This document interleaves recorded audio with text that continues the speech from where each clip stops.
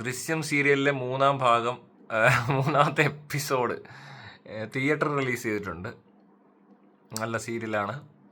അതിൻ്റെ ട്രെയിലർ കണ്ടാൽ തന്നെ സീരിയലാണ്. ട്രെയിലറിൽ പോലും സീരിയലാവുമ്പോൾ സിനിമ എന്തായിരിക്കുമെന്ന് ചിന്തിക്കാൻ ശേഷിയില്ലാത്തവരൊക്കെ ചെന്ന് സിനിമ കണ്ടിട്ടുണ്ടെന്നും അവരിൽ ചിലർക്ക് ഭയങ്കരമായിട്ട് ഇഷ്ടപ്പെട്ടെന്നൊക്കെ പറയുന്നുണ്ട്.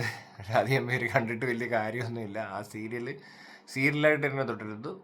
പിന്നെ പൊക്കി പറയാൻ കുറച്ച് ഫാൻസുകാരെയും കുറച്ച് മീഡിയക്കാരെയൊക്കെ അറേഞ്ച് ചെയ്തിട്ടുണ്ടെന്നുള്ളത് റിവ്യൂസൊക്കെ കണ്ടാൽ മനസ്സിലാവും. തിയേറ്റർ റെസ്പോൺസ് എന്നൊക്കെ പറഞ്ഞ് നിന്ന് പല ചാനലുകാരും മേടിച്ച പൈസയുടെ പണിയെടുക്കുന്നുണ്ട്. കൂലിയെഴുത്തുകാരും കൂലിപ്പണിക്കാരും നിരന്ന് നിന്ന് പ്രചരണം തുടങ്ങിയിട്ടുണ്ട്. അത് ഇന്നും നാളെ മറ്റന്നാളും കൊണ്ട് 300 കോടി കടന്നു, 30 കോടിയായി, ലാലേട്ടൻ്റെ പിറന്നാൾ സമ്മാനം എന്നൊക്കെ പറഞ്ഞുകൊണ്ട് ഓരോന്നൊക്കെ പറയും. പക്ഷേ സിനിമ കണ്ടാൽ അത് കാണുന്നവർക്കൊരു നഷ്ടമായിരിക്കും. പിന്നെ ഈ അവധിയൊക്കെ ആയതുകൊണ്ട് കുറേ പേര് തിയേറ്ററിലെത്തുമല്ലോ. അതുകൊണ്ട് മോഹൻലാലിൻ്റെയൊക്കെ പടങ്ങൾ അങ്ങനെ റിലീസാകുന്നത് വലിയ അത്ഭുതമൊന്നും അല്ല. സമയത്ത് അങ്ങനെയുള്ള സമയങ്ങളിൽ ഇവർ സിനിമ റിലീസാക്കാൻ മിടുക്കരാണ്.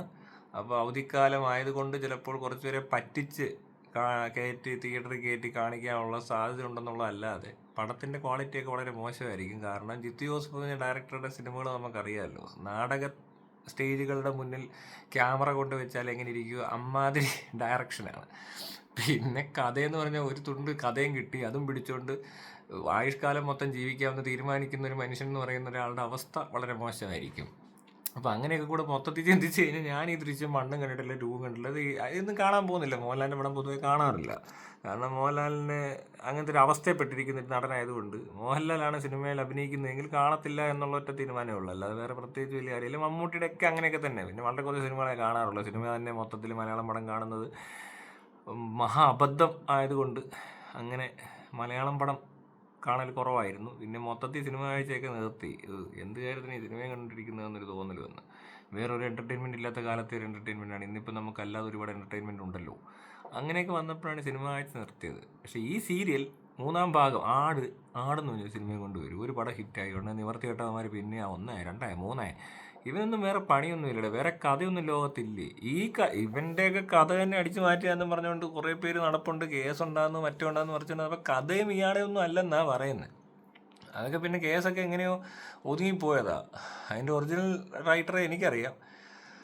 അയാൾ ഇടയ്ക്കൊക്കെ എന്നെ വിളിച്ച് ഓരോന്നൊക്കെ പറയാറുണ്ട്. കഴിഞ്ഞ ദിവസം വിളിച്ചിട്ട് എടുക്കാനും പറ്റില്ല. എനിക്കൊന്ന് ഈ പടം റിലീസാകുന്നതിൻ്റെ ഭാഗമായിട്ട് വല്ലതും വല്ലതും വിളിച്ചായിരിക്കും. എന്താണേലും അങ്ങനെ കുറച്ച് പേര് ഇറങ്ങി നടപ്പുണ്ട്. കേസ് കൊടുക്കുന്നു, പ്രശ്നങ്ങളുണ്ടാകുന്നു, അങ്ങനെ എവിടെയോ ഒരു ചെറിയ തകരാറുകളുണ്ട്. പിന്നെ ഇവരൊക്കെ ആയതുകൊണ്ട് എങ്ങനെയൊക്കെയോ പിടിച്ചു നിൽക്കുന്നതാണോ എന്ന് എനിക്കൊരു സംശയം ഇതിൻ്റെയൊക്കെ കളി കണ്ടിട്ട്. അല്ലാതെ ഒരു സുഖമുള്ള ഇടപാടല്ലേ ഇവരുടെയൊക്കെ പരിപാടി തുടങ്ങിക്കഴിഞ്ഞാൽ ഉണ്ടാകുന്നത്. പൊതുവെ പലയിടത്തുനിന്നും കഥ ഇവരുടെ അടിച്ചു മാറ്റി ഇടിച്ചുകൊണ്ട് പോയി എന്നൊക്കെ പറഞ്ഞേക്കാം. ഈ മെയ്യറിയൊക്കെ കോടതി പറഞ്ഞല്ലോ കള്ളനാണെന്ന്, കഥ മൂട്ടിക്കുന്നവനാണെന്ന് പറഞ്ഞില്ലേ എന്ന് പറഞ്ഞ പോലത്തെ അവസ്ഥകളൊക്കെ ഇവിടെ ഉണ്ടായേനെ. പക്ഷേ ഈ കഥ എഴുതിയ ആൾക്ക് എന്തോ ശാരീരിക അസ്വാസ്ഥയോ പ്രശ്നങ്ങളോ ഒക്കെ ആയിട്ട് അയാളെ കേസ് നടത്താൻ പറ്റാതെ എങ്ങാണ്ട് ഊരിപ്പോയി അങ്ങനെ രക്ഷപ്പെട്ടതാണ് ഈ ടീമുകളെന്നാണ് എനിക്ക് മനസ്സിലായത്. അയാൾ എന്നെ പല പ്രാവശ്യമായിട്ട് ഇങ്ങനെ വിളിക്കുന്നുണ്ട്. അപ്പോൾ കേസ് എന്താ നടത്താത്തെന്ന് വെച്ചാൽ പറഞ്ഞ് പൈസ ഇല്ല, അല്ലെങ്കിൽ അതിൻ്റെ പുറകെ നടക്കാൻ പറ്റുന്നില്ല, എന്തോ അസുഖം ബാധിച്ചു എന്നൊക്കെയാണ് പുള്ളി പറയുന്നത്. എന്താണേലും എങ്ങനെയൊക്കെ ഇങ്ങനെയുള്ള ആൾക്കാരും പറഞ്ഞു നടക്കുന്നുണ്ട്. ഇതിനകത്ത് ഏതാ ശരി തെറ്റെന്നൊന്നും എനിക്കും അറിയത്തില്ല. പക്ഷെ എന്നാൽ ഇങ്ങനെയൊക്കെ പറയുന്നുണ്ട്.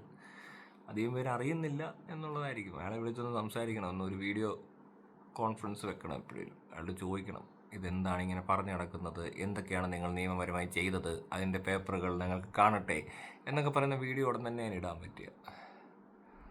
അപ്പോൾ അങ്ങനെയൊക്കെയാണ് ഇതിൻ്റെയൊക്കെ കാര്യങ്ങൾ കിടക്കുന്നത്. അപ്പോൾ ഒരു ഇങ്ങനെ ആളുകളെ പറ്റിക്കുന്ന തരത്തിലുള്ള സിനിമ ആവാനേ സാധ്യതയുള്ളൂ. അല്ലാതെ ഇവർക്കൊന്നും അങ്ങനെ അതിനകത്ത് ഇനി കൂടുതലൊന്നും ചെയ്യാനൊന്നും ഇല്ല. എന്തെങ്കിലുമൊക്കെ ഒരു കഥ വെച്ചിട്ട് ദൃശ്യം എന്നൊരു പേര് വിട്ട് ഈ പടം ഒരെണ്ണം ഹിറ്റായതിൻ്റെ പേരിൽ പുറകെ ഇറക്കുന്നു. നാണമില്ലാത്തവന്മാരായതുകൊണ്ട് വീണ്ടും ഇതൊക്കെ തന്നെ ചെയ്യത്തുള്ളൂ. വെളിവില്ലാത്തവന്മാർ പോയി കാണുന്നുമുണ്ട്. നാണമില്ലാത്തവനും വെളിവില്ലാത്തവനും തമ്മിലുള്ള ഒരു ബന്ധമാണ് നമുക്ക് ഈ സിനിമയിലൂടെയൊക്കെ മനസ്സിലാക്കാൻ സാധിക്കുന്നത്. നാണവും മാനവും കെട്ടവന്മാർ ഓരോന്ന് ചെയ്യുമ്പോൾ വിവരവും വിദ്യാഭ്യാസവും വെളിവും ഇല്ലാത്തവർ അതിൻ്റെയൊക്കെ പുറകെ പോകുന്നതായിട്ട് പറയാനുള്ളൂ. അല്ലാതെ ഇതിനകത്തൊക്കെ എന്ത് ക്വാളിറ്റി, എന്ത് തേങ്ങ.